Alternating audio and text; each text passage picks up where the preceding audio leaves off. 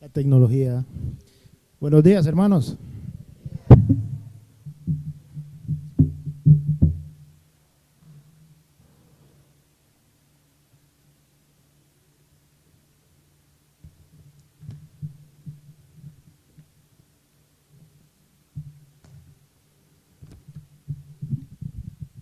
Bueno, el tema que íbamos a tocar era el contexto de la última semana de Jesús. Y revisando ahí un poco, me gustaría comenzar con algunas generalidades entre los evangelios. Por ejemplo, Mateo escribe para una audiencia judía, presenta a Jesús como el Mesías prometido y legítimo rey de Israel.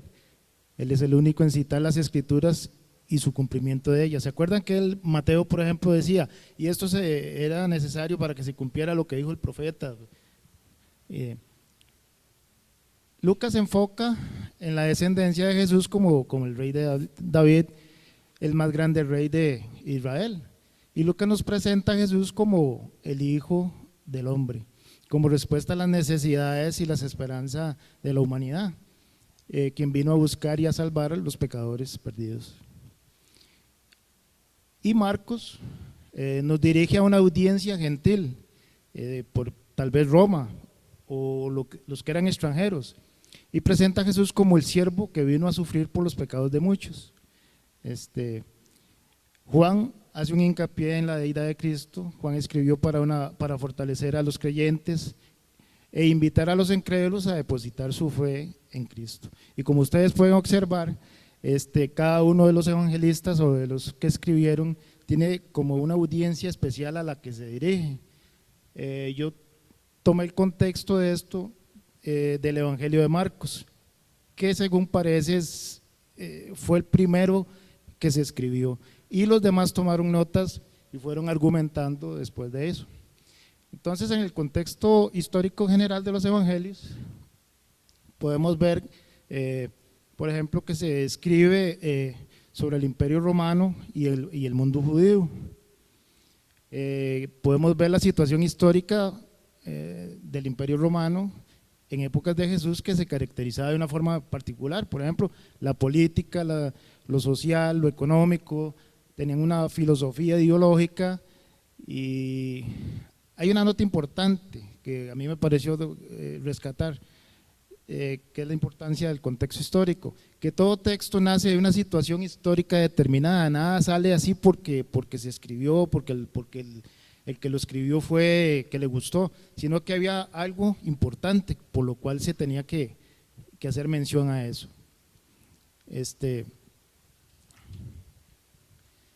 Veamos un poquito de lo que era la situación política en Roma. El mundo del primer siglo estaba bajo el poder de un solo hombre, que era el emperador romano. Se le conocía con varios títulos, y observen: el Señor de señores, el Rey de reyes, el Salvador del mundo, porque Él trajo la paz de Roma al mundo, la modernidad, la prosperidad. Él inauguró la nueva era. ¿A qué se les parece a ustedes esos títulos?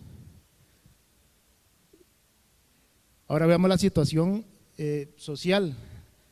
Eran dos sectores, habían aristócratas, ¿verdad?, los ricos y los pobres, solo dos, ¿verdad?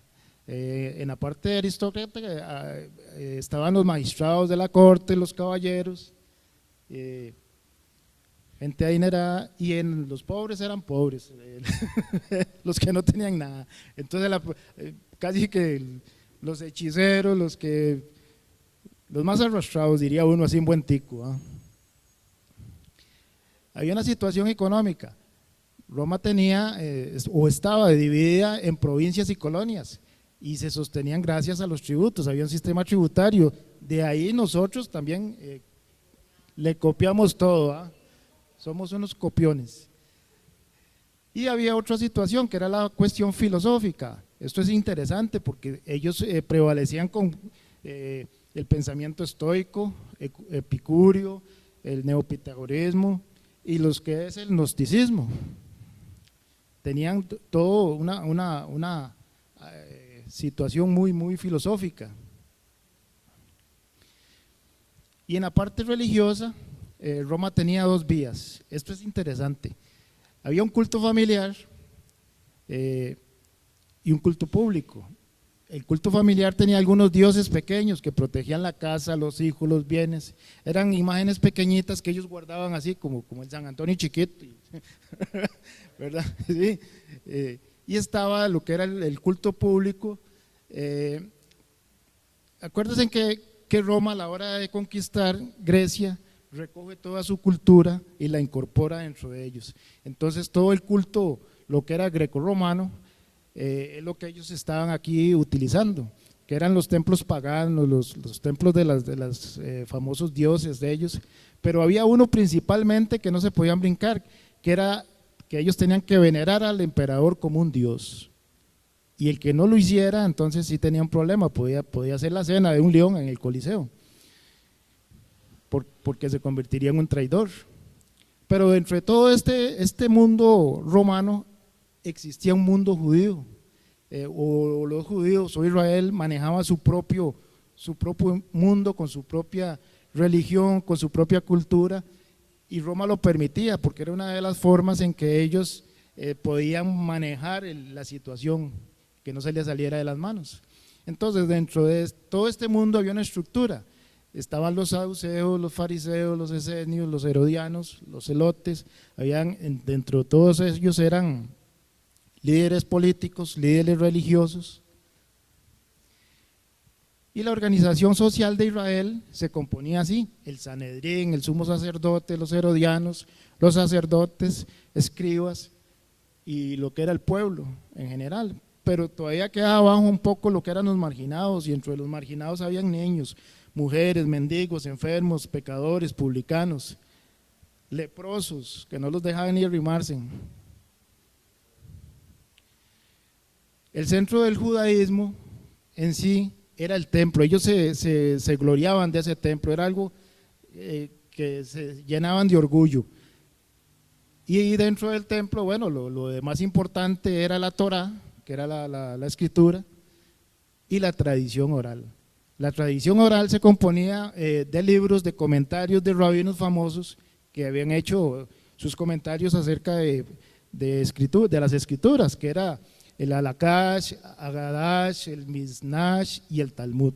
Entonces esto era una de las cosas que Jesús les decía, que ellos siempre enseñaban cosas de hombres y se apartaban de las escrituras. Era porque ellos enseñaban ese tipo de tradición oral. Ellos manejaban también expectativas sobre lo mesiánico. Esperaban un Mesías profeta como Moisés, otros un Mesías sacerdotal, otros un rey político, descendiente de David, y otros un rey sufriente. Pero el pensamiento oficial era que el Espíritu de Dios se había extinguido y que el judaísmo antiguo ayudó a esto. Habían 400 años de silencio, desde Malaquías hasta que llegó Cristo. Y entonces, ya para entrar en tema del contexto, se podría decir que inicia con la última semana de Jesús, la entrada triunfal. Esto lo registra Mateo como el cumplimiento del profeta Zacarías en Zacarías 9:9. Vea que esto es irónico. Ellos se prepararon cientos de años atrás para este momento y no lo vieron pasar. Los maestros de la ley no se dieron cuenta del momento histórico que vivían, no pudieron reconocer el momento de la visita de su rey, del Mesías.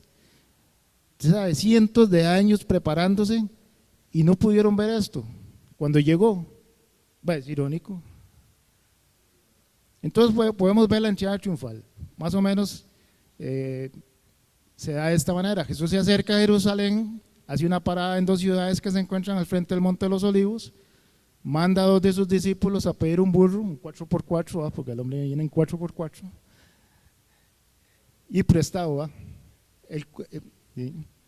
al cual le echan los mantos para que se siente, y ellos cortan ramas y las tienden por el camino por donde pasaba, y gritaban: Hosana, Hosana, bendito el que viene en nombre del Señor, Hosana. Para esto ellos se prepararon cientos de años atrás, cientos de años, y cuando llegó el momento, se enojaron porque venía el hijo del carpintero en un burro prestado y lo mandaron a callar y lo sacaron. Dígame usted si esto no es irónico. ¿Ah? Jesús viene, entra al templo y ¿qué se encuentra? Un mercado.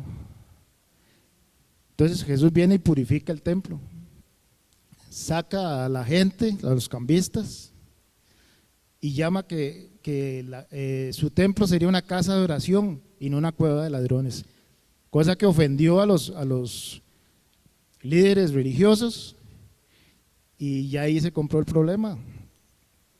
Ya querían perseguirlo, buscarlo para matarlo. Entonces empezaron los encuentros, los confrontamientos. Jesús es confrontado por un grupo de religiosos acerca de su autoridad, a lo cual él responde con otra pregunta, ¿se acuerdan? Ahí le preguntan que con qué autoridad él hace las cosas que él hace, y él pregunta, ¿con qué autoridad Juan bautizaba? Y ellos se sienten confrontados, dice que tirada, no podemos decir que ni que con la de Dios, porque ni con la de los hombres, mejor digamos que no sabemos. A lo cual él los confronta, les dice, bueno, pues yo no les voy a decir. Esto igual los enoja. Entonces podemos observar que los que estaban molestos no eran los líderes religiosos, ¿verdad? No tenía problema con ningún otro, eran los líderes religiosos. Y en todos los eventos que se dieron, estos líderes llegaban a tratar de que Jesús cayera en sus manipulaciones y en sus trampas, y que ver cómo lo podían señalar de algo, pero nunca se dio la oportunidad. Entonces, hay un momento donde Jesús los confronta directamente y les hace ver que ellos son vanidosos, y les dice vanidosos e hipócritas. Todo eso está ocurriendo en esta misma semana. Es una semana a lo que nosotros llamamos la Semana Santa, ¿verdad? Que inicia con el Domingo de Ramos y que se va dando. Entonces él les dice que son hipócritas, que son vanidosos, que se visten de blanco y se paran en las esquinas, que les gusta sentarse en los mejores lugares, en las cenas, y que se olvidan del pueblo. Un motivo más para enojarlos y para que ellos buscaran la oportunidad. En esos días también Jesús se reúne con sus discípulos y empieza a hablar algunas cosas sobre el templo, sobre la destrucción del templo, sobre las señales antes del fin, sobre su segunda venida, y se da lo que es el complot. Ya los líderes religiosos lo buscaban para aprenderlo, pero 2 días antes de la Pascua, los líderes religiosos buscaban a Jesús para aprenderlo, pero vino Judas y facilitó todo, se los puso, como dicen, en bandeja y lo entregó. Y vea qué interesante, porque en ese momento que Jesús o que se da esa traición, Jesús está siendo ungido por aquella mujer que llevó el perfume carísimo y que lo estaba preparando para su muerte, y la gente obviamente no se daba cuenta, pero era parte de todo la estrategia, de todo lo que se estaba dando como contexto. Y esto nos da, nos lleva a la última cena, que es el primer día de la fiesta de los panes sin levadura, y cuando sacrifican al Cordero de la Pascua. Eso sería ya como jueves. Y en la noche se instituye la Cena del Señor, que nos recuerda el pacto entre Dios y los hombres. En esta última cena, es el último evento que él tiene con los discípulos, y él les está recordando que él es el pan, que él es el Cordero, y en esa última cena eso es lo que se celebraba en la Pascua. Él el Cordero y los panes sin levadura. Y podemos seguir haciendo menciones pero Seguido a esto ya todo el mundo conoce la historia, lo llevan, lo entregan con un beso, lo juzgan. Y esto es más o menos lo que es el contexto histórico de la última semana de Jesús. Don Gerardo.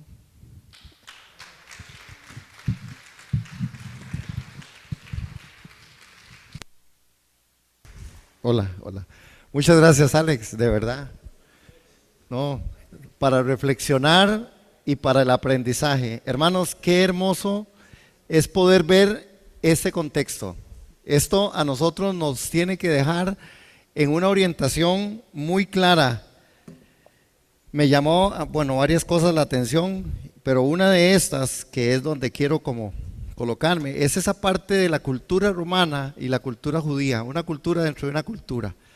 Porque nosotros hoy, en nuestro presente, nosotros estamos viviendo una cultura dentro de una cultura. Nosotros somos cristianos, nosotros creemos en el Señor, nosotros creemos en Jesús, nosotros confesamos a Jesús como nuestro Señor. Sin embargo, hay una cultura, que es la cultura general de nuestro país, de la idiosincrasia, de un montón de gente o que tiene otro tipo de pensamientos o que no creen en nada o que creen en otras cosas que no son. Y esto es importante, por eso el contexto, para lograr nosotros entender que, y otra de las cosas que Alex apuntaba, hermoso, es nada de lo que ahí pasaba, estaba pasando así como por casualidad, no fue que se le ocurrió, ¿verdad?, decirlo, hacerlo, no, todo obedecía a un orden, amén, todo obedecía a un orden. Ubiquémonos, hermanos, y no perdamos nosotros el contexto de esto que nos ha traído Alex, y que gracias a Dios por eso. ¿Por qué es importante el contexto? Porque si no, nosotros vamos a seguir repitiendo escenarios que muchas veces se repiten en nuestras vidas cristianas. ¿Como cuáles? Como la hipocresía, que ya Jesús la anunció y la señaló. ¿Como cuál? Las tradiciones. Hay cosas que nosotros, por eso tenemos que instruirnos en la palabra. Hay cosas que nosotros somos de un pensamiento por la pura tradición, hermanos. Amén. Y no faltará entre los cristianos quien deje de comer carne el viernes. Perdón, pero es que son cosas que pasan. Y tenemos que entonces entender por qué pasó lo que pasó, qué fue lo que vino, y que no olvidemos esa evidencia del contexto en la última semana de Jesús. Vamos a estar compartiendo por estos días sobre la última semana de Jesús, y yo quise empezar como de atrás para adelante, porque vamos a compartir, y voy a compartir hoy sobre esto que le he titulado Al pie de la cruz, lejos de. Al pie de la cruz, lejos de. Vean qué interesante, hermanos. La crucifixión de nuestro Señor y Salvador es fundamental. Es fundamental. Aquí tengo la.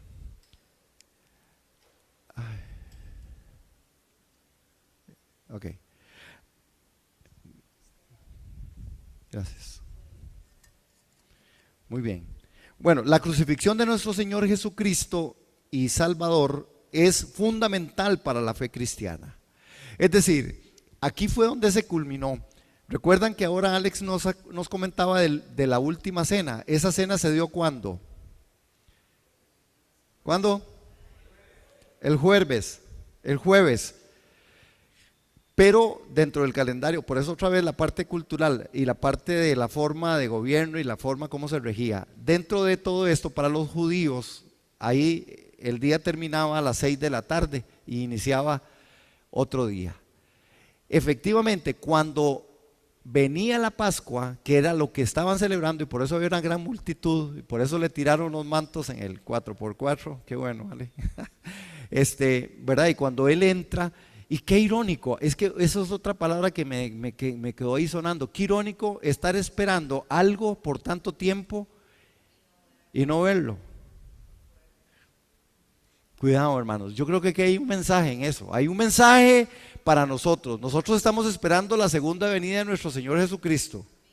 Jesús ya advirtió, vea que nadie los engañe, porque vendrán muchos en mi nombre y vendrán haciendo esto y lo otro, pero cuidado, dice, que nadie los engañe, Mateo capítulo 24.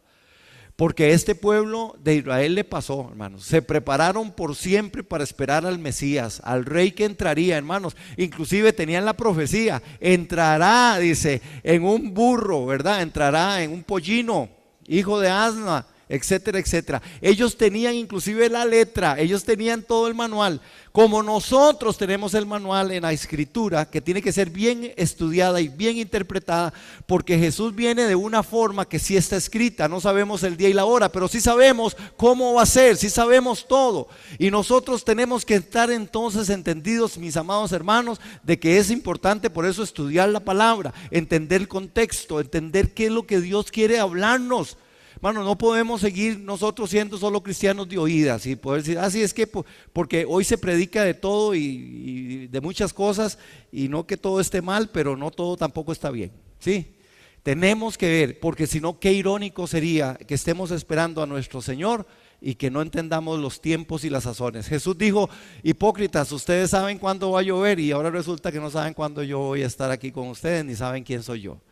Cuidado, hermanos, porque la religión nos vuelve hipócritas. La relación, intimidad y una escritura bien estudiada y bien trazada hace diferencia en nuestra vida cristiana y en nuestra familia. Amén, hermanos. Amén. Digan amén. Ok, esta mañana yo voy a empezar proponiendo aquí algo con respecto a esto. Al pensar en las personas presentes el día en que nuestro Señor fue crucificado, considere cómo podemos vernos reflejados en cada una de ellas, para bien o para mal. Podemos leer eso juntitos. 1, 2, 3. Al pensar en las personas presentes el día en que nuestro Señor fue crucificado, considere cómo podemos vernos reflejados en cada una de ellas, para bien o para mal.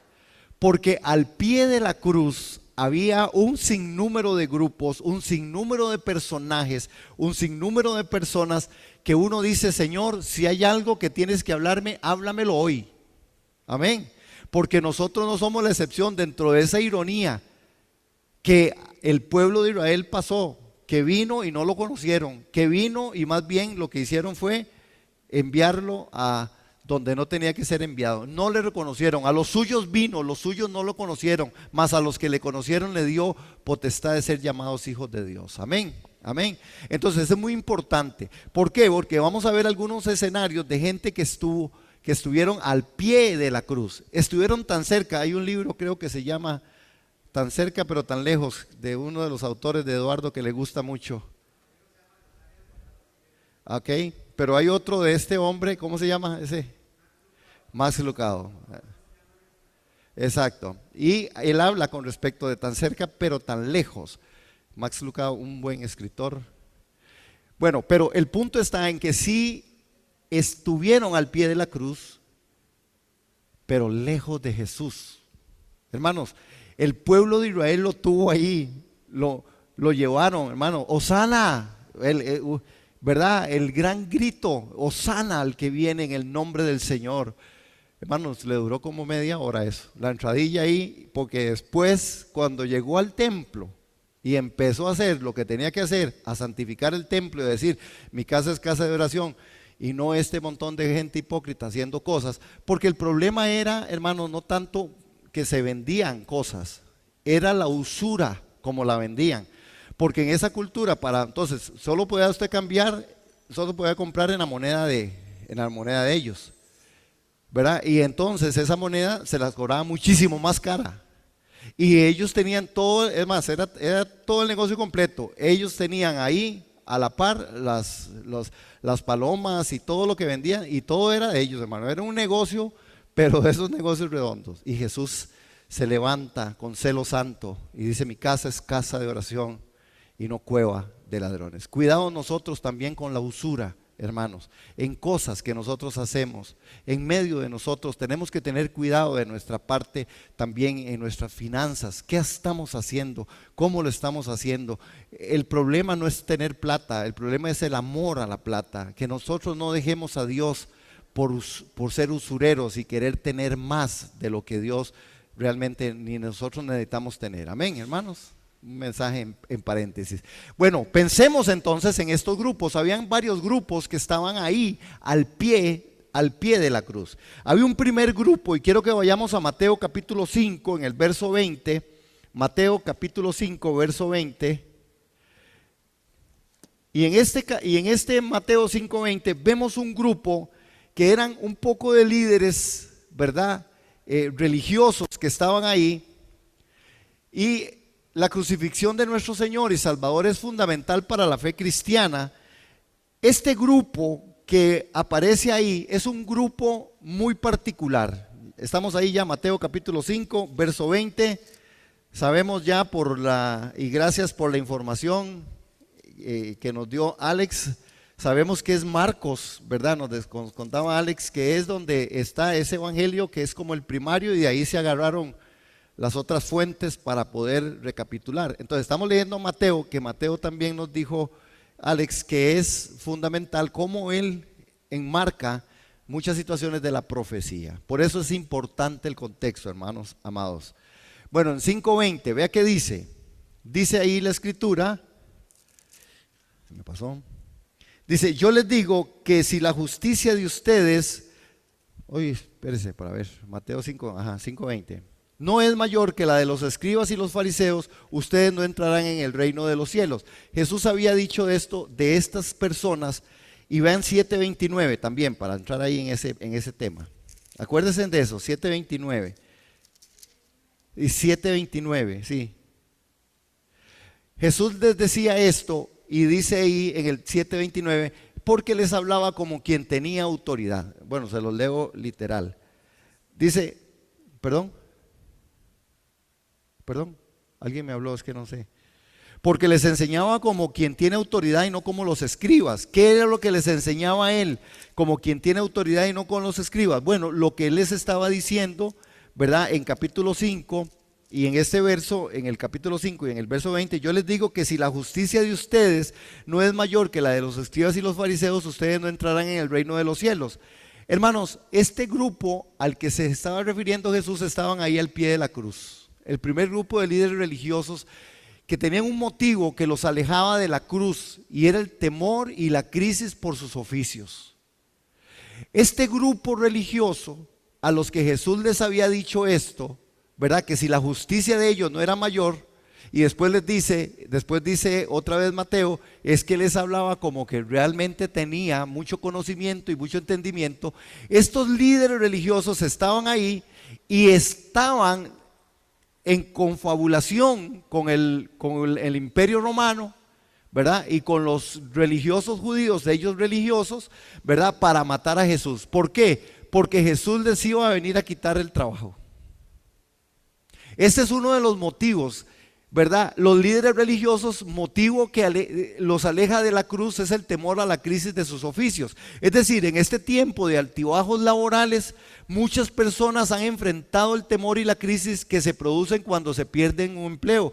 Los principales sacerdotes, los ancianos y los escribas lo habrían entendido. Esa inquietante perspectiva estaban preocupados durante 3 años y medio cuando Jesús comenzó a enseñar y contrarrestar su mensaje con el de ellos. ¿Recuerdan por qué Jesús es confrontado? Y nos contaba, empezó a ser confrontado ¿con quiénes? Con ellos, porque ellos les decían, bueno, entonces dígame usted, ¿verdad? Jesús les pregunta, bueno, ¿por quién bautizó Juan? ¿Por una palabra del cielo o por los hombres? Y entonces ellos dijeron, no, ¿verdad? No nos podemos embarcar, nos echamos el pueblo encima o podemos blasfemar. Y dijeron, no sabemos. Este tipo de confrontaciones ellos empezaron ya, el sistema religioso, escribas, fariseos, ya no empezaron, su popularidad empezó a decrecer. La gente seguía a Jesús y lo querían ir a escuchar, y donde pasaba Jesús, toda la multitud se reunía. Una de las cosas que podemos ver ahí es, y estos estuvieron al pie de la cruz y entendieron, no entendiendo, otra vez hablando sobre lo irónico de no entender que era el Salvador, que sus enseñanzas estaban capturadas del mismo trono de la gracia, del mismo trono de Dios, y entonces, más bien entraron en celo, más bien entraron en decir, es que este nos está quitando el trabajo, porque era trabajo de ellos enseñar. El trabajo de ellos era que enseñaban, y cuando enseñaban venía la gente y la gente traía sus ofrendas y ellos vivían de eso. Pero con la popularidad de Jesús durante esos 3 años y medio, ellos dijeron, qué torta, aquí se nos está cayendo el negocio.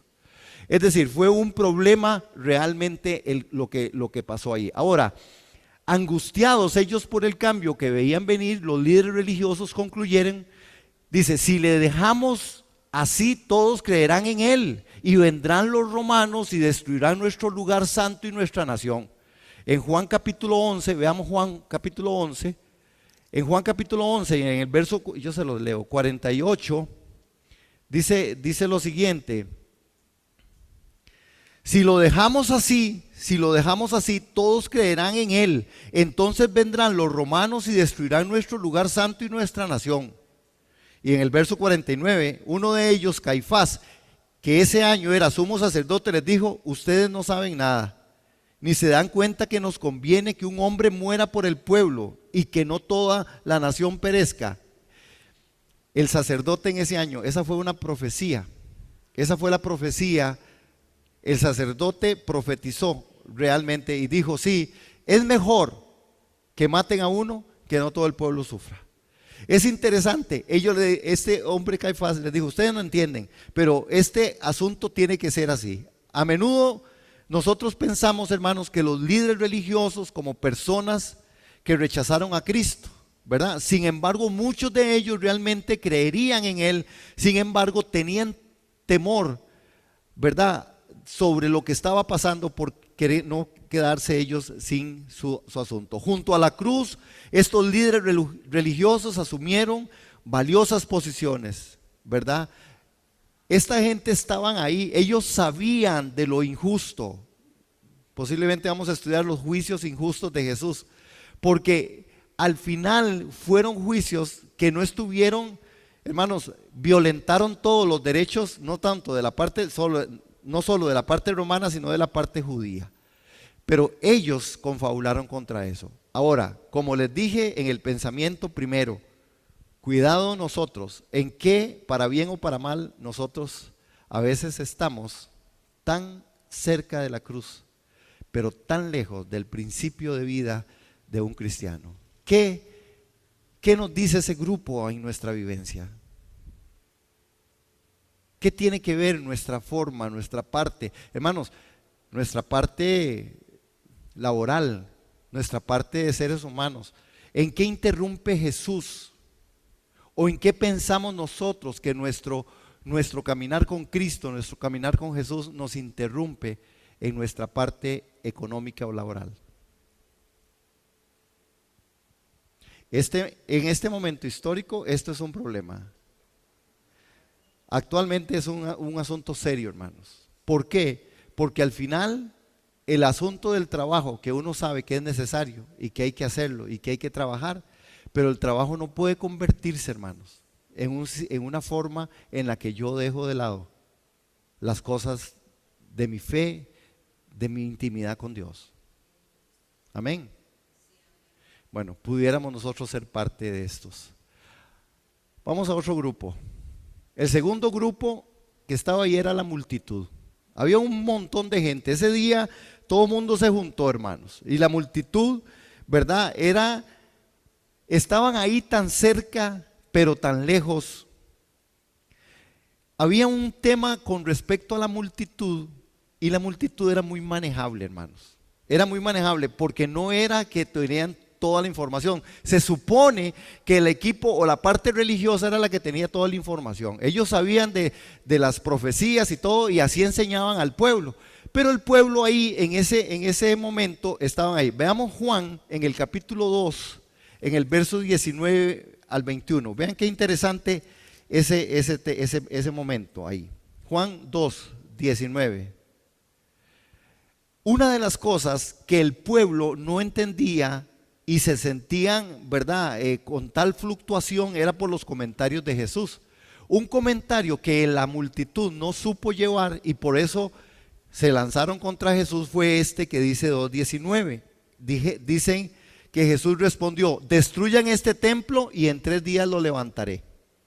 Hermanos, eso fue un impacto social tan impresionante porque ellos habían aprendido, y ya nos comentó el contexto, Alex en el contexto, que todo se centraba en el templo. El templo era el centro de todo, hermanos. Lo principal de ese lugar, lo principal del judío, lo principal de ellos era el templo. En el templo era donde todo pasaba. En el templo se vendía, en el templo había profecía, en el templo era como la presencia misma de Dios. El templo era sagrado, el templo era algo que definitivamente, hermanos, y cuando Jesús les dice, destruyan este templo y yo lo armaré en 3 días, la multitud empezó a contrariar. La multitud se fue en contra de Jesús porque los mismos religiosos les habían enseñado a ellos que el templo era el único lugar donde se podía efectuar y donde la presencia de Dios estaba, y que inclusive tenían que pagar su tributo para el templo. Los guardas, habían guardas, unos oficiales del templo, un sacerdote del templo, y todo tenía que ser, el pueblo, la multitud, tenían que pagar por eso. Y por eso cuando Jesús les dice esto, por supuesto ellos cayeron sorprendidos.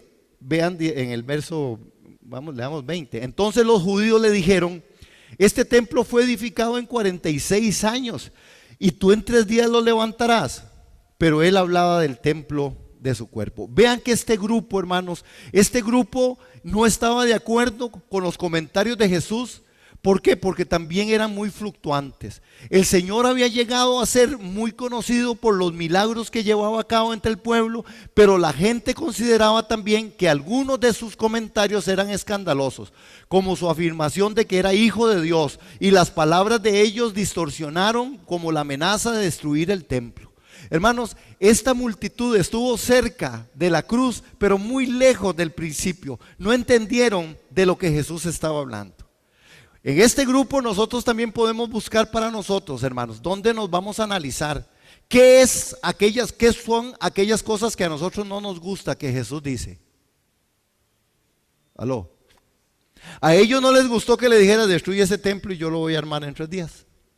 ¿Qué no nos gusta a nosotros cuando vamos a la Biblia? ¿Qué no nos gusta a nosotros cuando la palabra de Dios nos dice muchas veces en el contexto de ellos, hipócritas fariseos? ¿Qué nos dice la Biblia? Porque hay cosas de Jesús que a nosotros no nos gustan. Pudiéramos nosotros ser de este segundo grupo también, estar involucrados en esto, hermanos, en pensar y saber que Dios es un Dios de milagros, que Dios es un Dios de pactos, que Jesús hizo todos los milagros que hizo, que Jesús es el Hijo de Dios, que resucitó entre los muertos, saber todo eso, pero hay cosas de la Biblia que a veces a usted y a mí no nos calzan, o soy yo. Y nos volvemos contra esto porque es muy pesado. No, yo no puedo creer es que yo no puedo creer que Dios fuera así. Es que qué injusto Dios, ¿cómo se va? Es que no ve todo lo que está pasando. ¿Y dónde está Dios? Aló.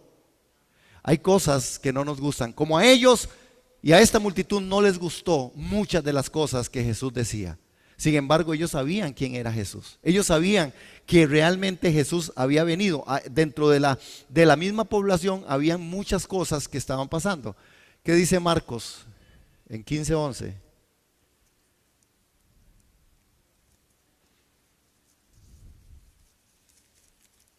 Aquí vamos para ver. Creo que habla muy parecido. De ahí se me perdió a mí Marcos. Aquí estamos. Marcos 15:11. Pero los principales sacerdotes incitaron a la multitud para que Pilato soltara más bien a Barrabás. Pilato le preguntó, ¿y qué quieren que haga con ustedes que llaman al rey de los judíos? Y ellos volvieron a gritar, crucifíquelo. Crucifíquelo, lo hemos esperado por 400 y resto de años, pero mátelo porque no nos sirvió, no nos salió, el business no nos salió, el negocio no nos funciona con ese señor que viene montado en el burro, porque no era eso. Cuidado, amados. Es que esto es reflexión para la última semana de Jesús, entender nosotros que pudiéramos nosotros estar tan cerca de la cruz, estar en un grupo de estos y ser personas que al final pudiéramos estar pidiendo la cabeza del Rey de Reyes. A veces, hermanos, muchas veces en nuestros criterios, en nuestra forma de comportarnos, en nuestras muchas veces frustraciones y en esta mente que todavía, hermanos, qué torta, ¿verdad?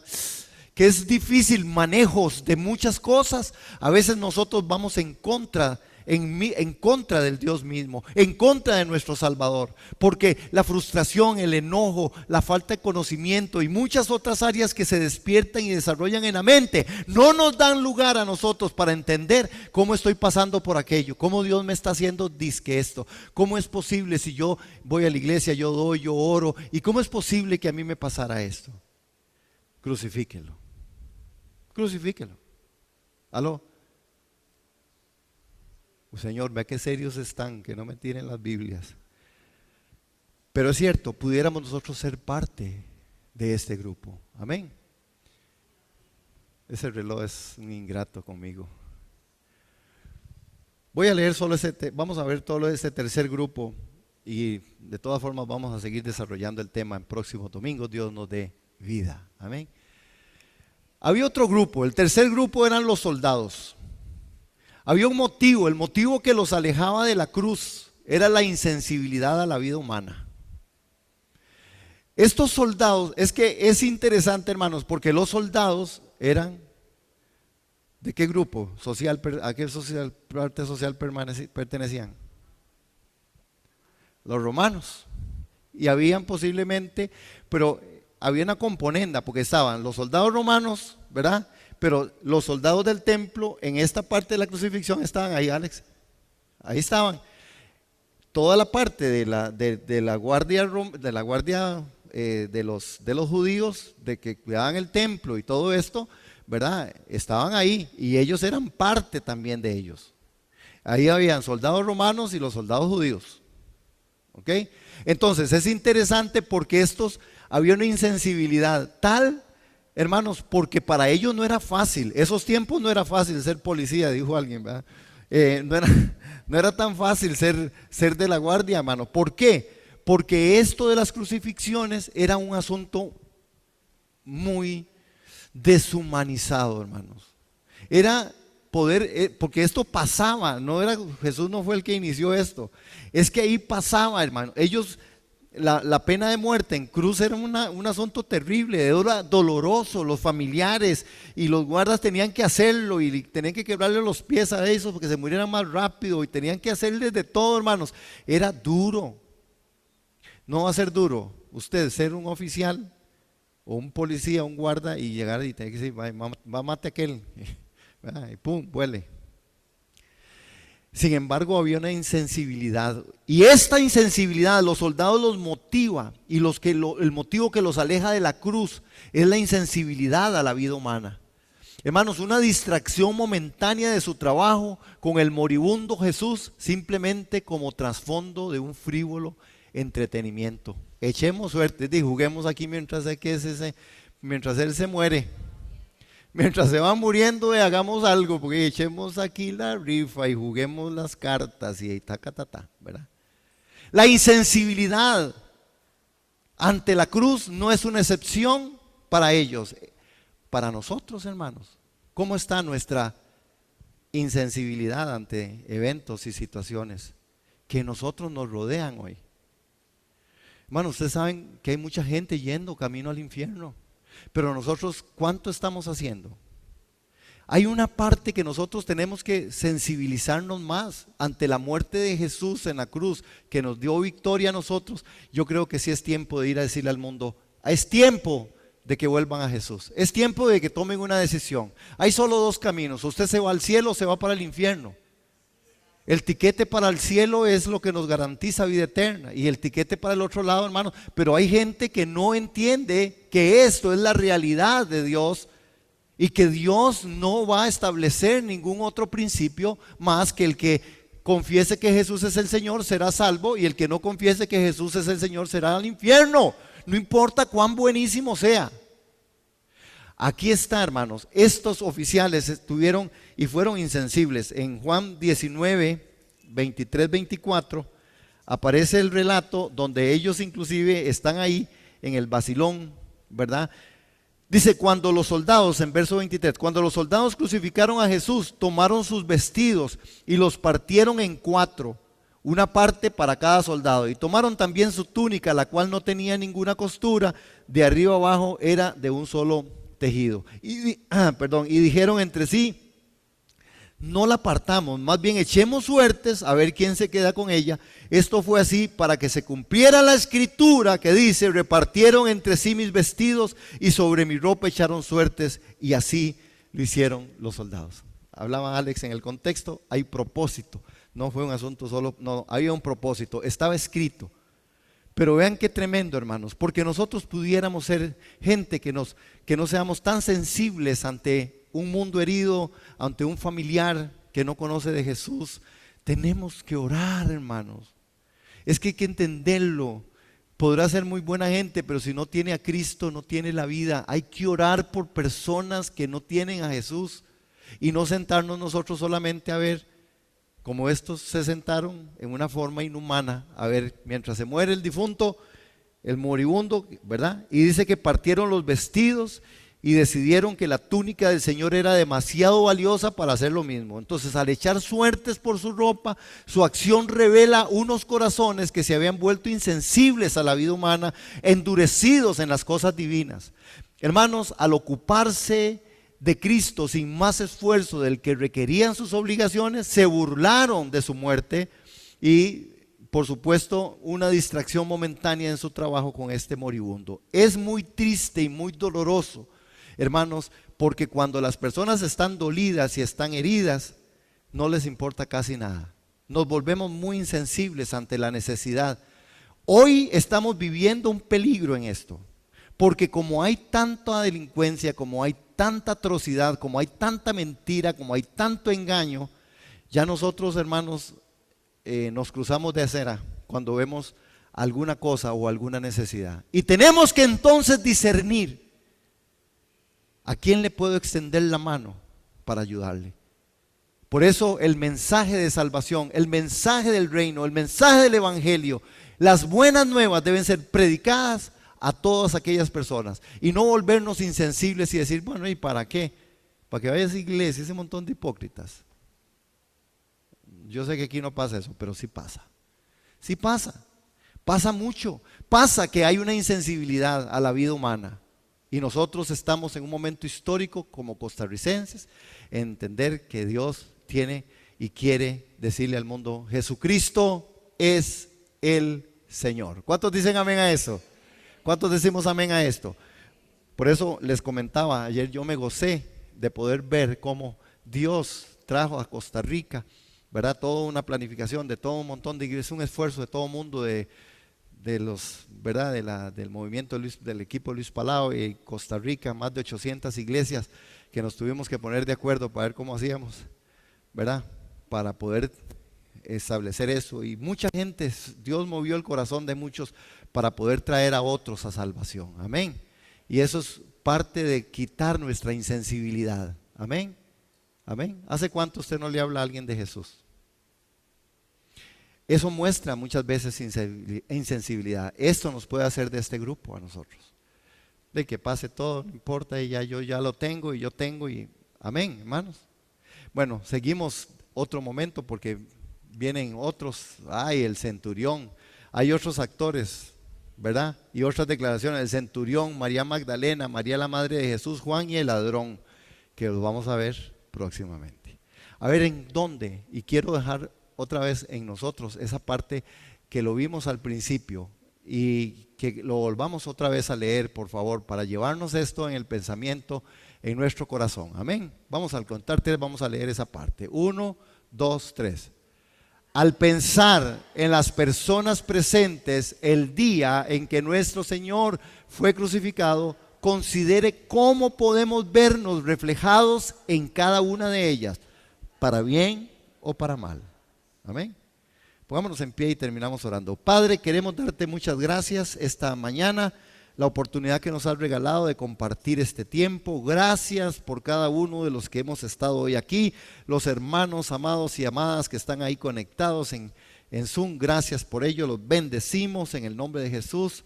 Y gracias por los que estamos aquí presencial, Señor, que entendamos que nosotros estamos siendo llamados siempre por la palabra, porque la palabra dice que vengamos, que nos congreguemos, que adoremos juntos el nombre del Señor. Y gracias por esto, Señor, porque en esto que nosotros estamos viendo y empezamos a estudiar hoy, al pie de la cruz, lejos de, nosotros queremos ver dónde estamos reflejados en cualquiera de estas situaciones para que podamos despertar a la realidad y quitar, Señor, motivaciones incorrectas, quitar de nosotros cosas que no son conforme la verdad ni el texto sagrado, y que nos volvamos a ti de todo nuestro corazón.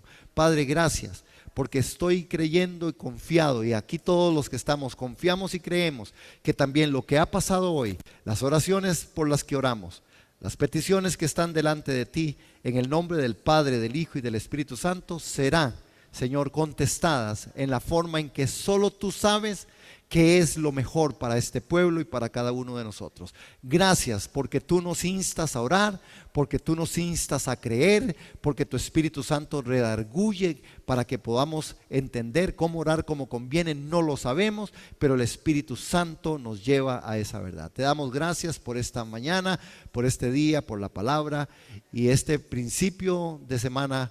Seamos guardados para la gloria y la alabanza de tu nombre. Amén y amén. Amén, hermanos. Que el Señor les bendiga. Les amo. Denle un aplauso al Cordero. Él es triunfador.